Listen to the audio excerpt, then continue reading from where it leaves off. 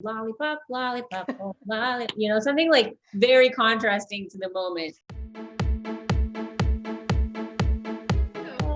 I had so much fun watching this movie. It reminded me of a mashup of a ton of movies that I grew up watching, which I love. Do you have a movie for you guys? I know you're pretty young now, but that's kind of an escape movie, because I feel like that's what this is going to be for kids, that like inspires you to go out and go on an adventure, or think that maybe your parents or something they're not, or anything like that. It's a good question. Does anybody else have one? I'm still thinking. I like Goonies a lot. That's good. I love like any coming of age movie. Those are just because I think I watched them so much growing up. Or like dystopian society movies like The Hunger Games or Divergent. Those were like the thing back when I was like in my early teens. So those are definitely like some comfort there. Oh my God, I have one. Sorry, it just came to me. Did any of you grow up watching, boys, you might be too young for this, Honey, I Shrunk the Kids? Yeah. Yes. Yes. Right? That is a classic. That is a classic. And now with Disney Plus, I just it's on there now, and it was the first time I watched it in like years. It is amazing. I do love movies where it's like a bunch of, like this movie, it's like a bunch of friends going on this amazing adventure, because it's kind of like they're close, and they're going into this unknown journey. Yeah, I like love that. It adds a lot of like elements to it, like comedy and a bunch of other things. I was gonna say Goonies. Yeah, Goonies I guess is that'd like be the closest to it, wouldn't it? I mean, it's just that's the one where you feel like you can. There's another. I mean, like when I was older, like there's movies like, in a messed up way, Brazil. I was always curious what that dystopian weird. I guess that's not an escape movie. That's a little dark. A little different. But Goonies. Adventures, the Babysitter Adventures. Remember with Elizabeth Shue? Adventures in Babysitting, yeah. Yes, Adventures in Babysitting. Thank you. Yeah. There was some good ones back in the day. Just hard to go back there.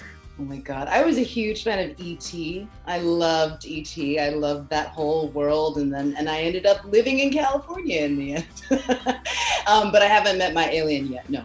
But these days, you never know when it's gonna happen. You never know. I may have already without knowing it. But I always kind of likened this movie to like a Die Hard meets Adventures in Babysitting. You know, like a movie that happens over one night. You know, I loved those growing up too. You know what? I just remembered Harriet the Spy and Now and Then. I don't know if you guys know about those, but again, it's like always like just summer adventures with your friends. And Harriet the Spy, similar to this, she was like writing all this stuff down, and I just remember those also with the Goonies and all that. But yeah, those two just came to mind. And you four were so great together. The chemistry was so great. Was that something that happened in the audition, or did you guys bond right before starting the film, or did it happen as the shoot went on? I already knew Sadie because, I was in Kim Possible a little bit, and I got to meet her. She was awesome. And we were also supposed to do another thing. So I've known Sadie for quite a while now. And Cree and Lucas I met on the Sleepover, and everyone was so awesome to work with. And we all go out and get dinner sometimes. Me and Lucas, we went to Dave & Buster's on the weekend. Yeah. We did the duck boat. So it was awesome, and we all became like a little unit together. Yeah. I think we were really lucky in terms of the cast. Like everybody got along so well, and there was always such a great energy on set, and we all just meshed really great. And it made filming even more fun. And I feel like this was a movie where it might be hard to keep in laughter, so I feel like there's probably a really good blooper reel for this. Is there a scene that you maybe had the hardest time getting through that we would see there? I would kill to see the blooper reel for this movie. I think I'd pee myself watching it because I almost did on set all the time. It was so much fun, especially Ken. Ken is one of the funniest people I've ever met. He is a comedic genius, and he would just go off on these tangents because Trish, the director, would let us do a lot of improv and kind of play around with different takes, and it was so much fun to watch him do his thing, and you could not keep a straight face when you were in the scene with him. We had this one scene, multiple scenes towards the beginning of shooting. We spent a couple days on a soundstage with a green screen in a car, all of us, for a couple days. Just screaming and thrashing, and then we would switch to all of our coverage and have to do like a minute or two of character-based ad-libs and things like that. I would love to see that reel, because it would be like 3 minutes of screaming and then all of us about to pass out, like people at the granola bar drinking water and then starting again. So I was hot in that car too. So hot in that car. We were wearing such weird shorts. It was funny. The mid-thigh shorts, yeah. It was funny because we'd go 1, 2, 3, ah! 1, 2, 3, ah! And it was just back to back, and it was really fun. Exhausting. For me, I'm curious about the spider scene. We did a lot of takes of a spider crawling up or throwing the spider.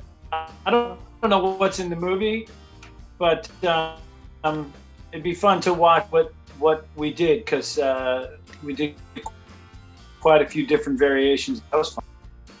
Yeah, that would always be fun to see, faking spiders, faking anything, and then there's nothing there without the VFX.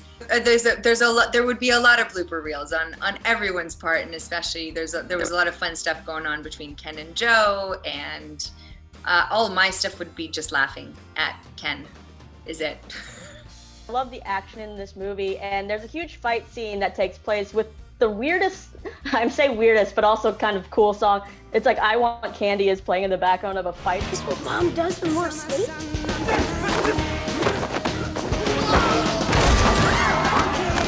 So for you, if you had a huge fight scene, what would be that song that you would want, as your anthem in the background? I remember shooting on the series I did, Rookie Blue, and I had a lot of boxing that my character had to do. So the entire, my boxing, anthem was, it was a Beastie Boys. It was so what you want. I can't remember the name of it. Maybe that's what it is, what you want. But it was the one that got me going, and it's still on my playlist for when I work out. I like it. Oh my gosh, I have like so many, but Hit Me Baby One More Time maybe would be kind of funny. If not something completely contrasting like the lollipop, lollipop, lollipop, something like very contrasting to the moment. You're like, it's such a sweet, just a fight scene, Yeah. Some lullaby like rock my baby on the treetop. When, I think anything that's contrasting would work. Probably something by System of a Down would be my choice. I love a good System of a Down song. Maybe Chop Suey. Anything by Weird Al Yankovic. Just like polka playing while you're like... Yeah, just like a polka song, like one of his originals. I love that at the end there's the kind of like where the character ends up, which you don't usually get in a film. Is there a character that you've played along the way that you kind of wish you knew where they ended up? I think quite a few. I think some of the romantic comedies, where it all has a happy ending, and you go, let's cut forward to 10 years from now. How did it actually turn out in that relationship? Maybe 27 Dresses is a good one to look at. Even Wanderlust. Some of the characters in Wanderlust would be interesting. Well, that guy in Wanderlust, we shot a version where my character actually wound up going to the commune, but then we cut that out for some reason. But he wound up living and marrying Catherine Hahn's character. And I feel like everybody kind of makes up something when it comes to trying to get somebody to do something, or you believe your parents or something. You're obviously actors, and I don't know if you both have children or at least children in your family. Have you ever had to kind of, tell them a fun story of what you do that they believe? Well, I don't have kids, but I have a lot of nieces and nephews, and I've been lucky enough to be able to bring them to set. And they're more excited about having a little trailer. They love a little room, and I remember hanging out with them in the little room for hours on end, and that was more exciting to them than anything that was happening on set. Even the craft service table, they just loved hanging out with Auntie in the little room. They don't care that Auntie's kicking butt on screen or anything. They're just like... And it's like one of my cherished memories. I love it. I guess for me, it's funny to see when we go to my mom's house, so my daughter's 2.